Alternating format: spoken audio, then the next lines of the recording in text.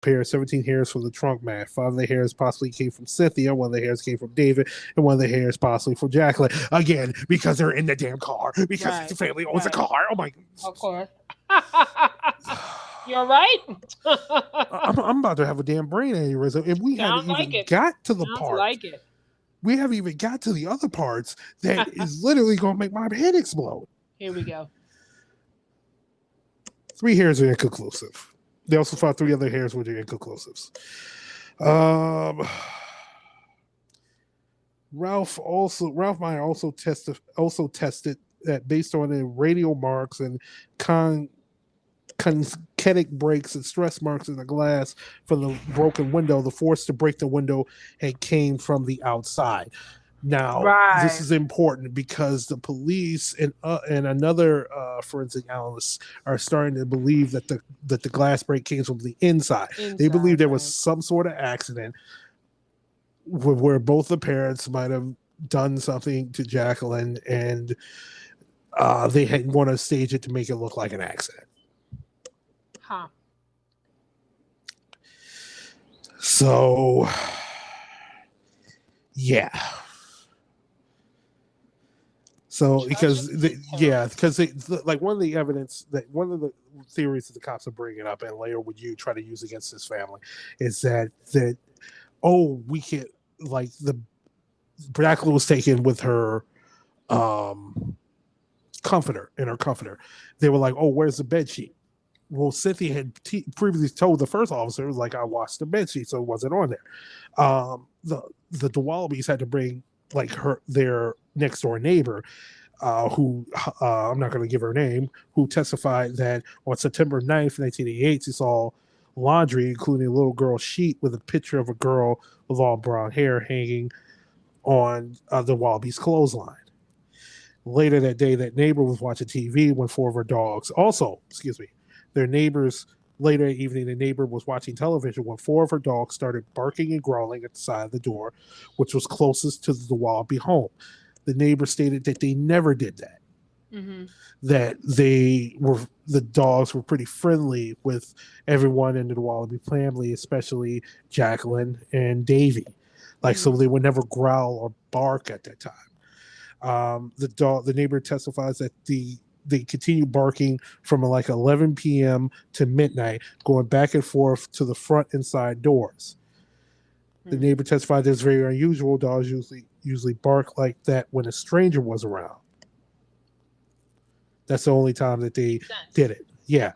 The neighbor also stated that she went to bed around 1:30 and got up around 2:10 to go to the bathroom a.m. that night. After going to the bathroom, she went to the kitchen to get a glass of water.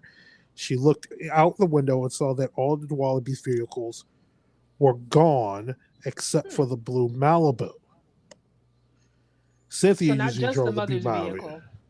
Not just the mother's vehicle, but yeah, the 2 vans were gone. Okay. But Cynthia's blue Malibu was still there. Okay. David rarely drove that car. He usually drove one of the vans. But David had left the vans at another place. But the blue Malibu was still there. Or I think he either parked in the garage or I'm not sure. But it just wasn't outside. They weren't outside, but the blue Malibu was outside. That's going to be very important. So remember that blue Malibu was still outside because it was, and she noted, like the neighbor noticed it because it was parked.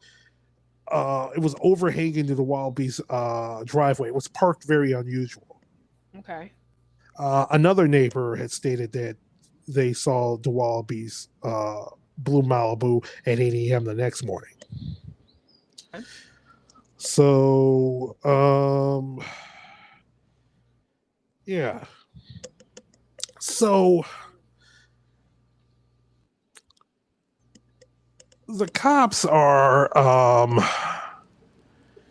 trying to go with this. Like they found Jaclyn, they found her body, they found her Blue Island. So they initially in this island or apartment. So they initially start questioning people who lived in that apartment. And I live in an apartment in Blue Island Right. again. Blue Island is northwest of Midlothian. One of the oldest suburbs in the Chicagoland area. Yeah, it's one of the oldest. When people were leaving Chicago to go get more land, they came up to founded Blue Island. Blue Island, okay. Yeah. So they started questioning people in these island apartments, and they later stated that they found a witness. Okay. Breathe it out, man. Breathe it out. Yeah. They found a witness by the name of Everett Mann. Mm-hmm. Everett Mann testified that he had returned to the island apartments on the early morning hours of September 10th, around 2 a.m. He arrived. When he arrived, he was unable to find a parking space in front of the building, so he drove down the east driveway to the rear parking lot. When he reached the rear parking lot, he made a U-turn to the second parking space from the driveway, which was directly behind his building. To his right, Mann stated that he saw a set of headlights go on near a metal driveway, which was close to where Jaclyn's body was later found. Mann stopped his car and looked at the lights. He observed the car slowly pulling forward, going in a southerly direction out the driveway. It appeared to be a dark-colored, late-model, mid-sized car, possibly a late 1970s Malibu. Mann saw one head inside the car near the front where the driver could sit. He stated he saw the profile of a large nose, what appeared to be that of a male. Mann completed his parking, went into the apartment building, and went to sleep. Mann stated that a number of the lights in the back of the building were not working. He stated this on September 16th, 1988, that he told police there was one street light working near his building and nothing in the middle, so that it was dark there. There was no lights. There were lights on the far end of the parking lot near the fire station. I know for a fact he didn't say that. How do you know for a fact? Because he's my father. Oh, my. And I was there the first time he was being questioned by police. Okay. He did not say that. Can you give a summary of something closer to what he said or not really?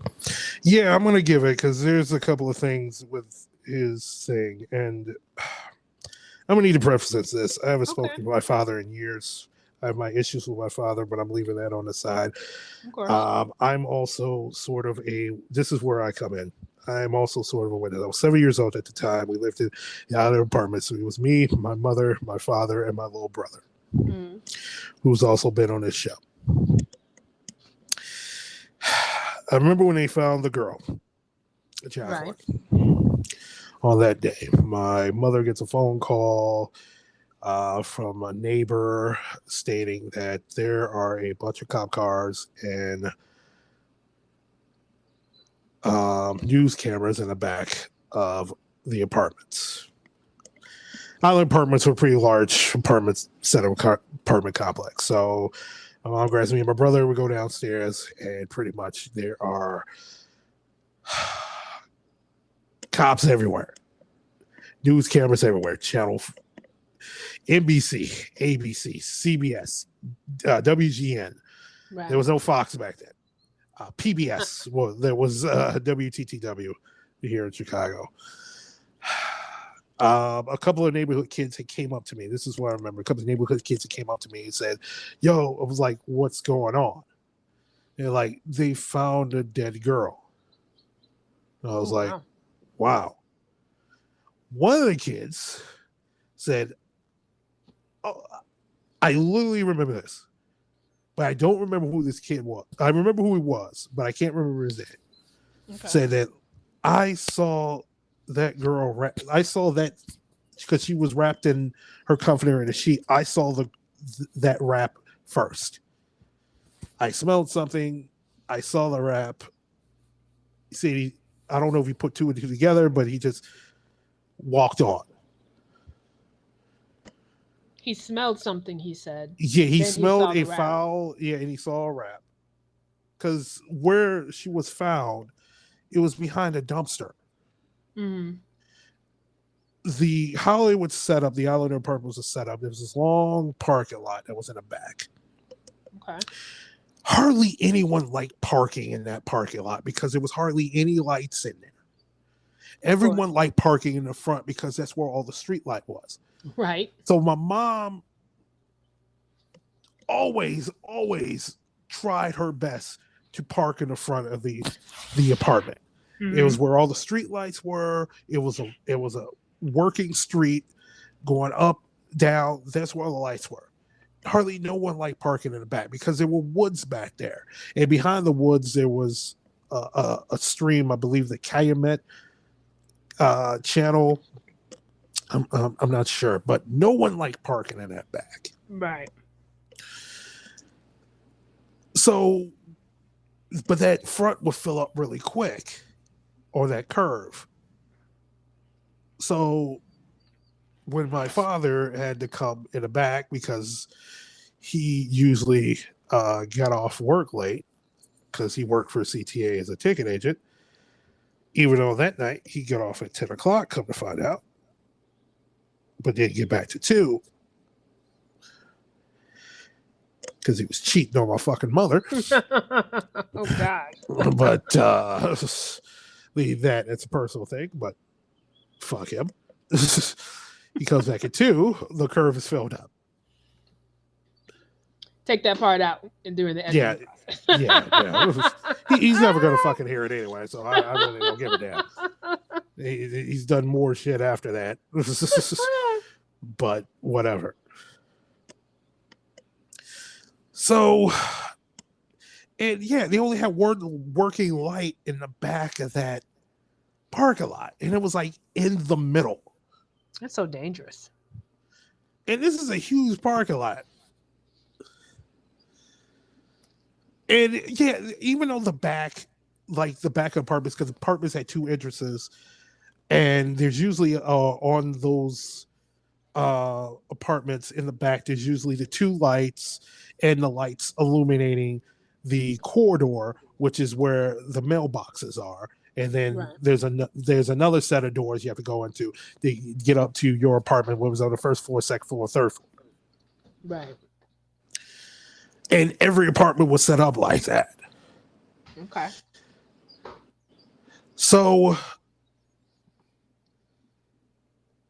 they come. So the bodies are found. We just go back up to our apartment because it's getting late. The cops show up, and it's just me, my mother, and my brother. And they ask, "Did y'all see anything or anything?" Like, no. Okay, if you see anything, and here you go. Right. Here's a card. Like, okay. And that was it. That was it the first time. Then a couple of days later, my mom is, I believe, at school, but my dad is there. The rare time he's around is my dad, my brother, and me. The cops show up again.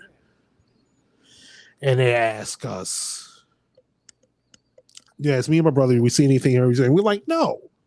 The fuck we see? Right. They asked my dad. He said, yeah, there was a car I had never seen before that morning. I can't describe the car. I think it looked more like a Chevy or Ford, something. He said it might have been a Malibu. Because he said he was in the Air Force Reserves and his commanding officer drove a car like that before I was born. And he said he saw someone walk, someone behind the dumpster walk back to their car, get in their car and leave from the last apartment. Because we lived in the apartment that was closer. We lived in an apartment that was closer to most of the apartments are on Canal Street. We lived in an apartment closer to the main road that was, I believe,